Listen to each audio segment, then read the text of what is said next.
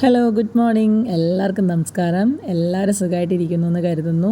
ഇന്നൊരു day vlog ആവാമെന്ന് കരുതി കേട്ടോ. രാവിലെ തന്നെ താഴത്തോട്ട് ഇറങ്ങുന്ന സമയത്ത് ദൃശ്യം ബബ്ലും ടി വി കണ്ടുകൊണ്ടിരിക്കുന്നുണ്ട്.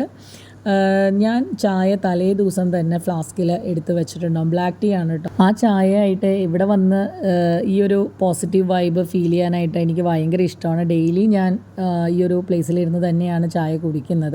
ഇന്നലെ നല്ല കാറ്റായിരുന്നു, അതുകൊണ്ട് തന്നെ വെള്ളം നന്നായി ഉള്ളിലോട്ട് തെറിച്ചിട്ടുണ്ട്. ഇന്ന് രാവിലെ ബ്രേക്ക്ഫാസ്റ്റിന് ദോശയാണ്.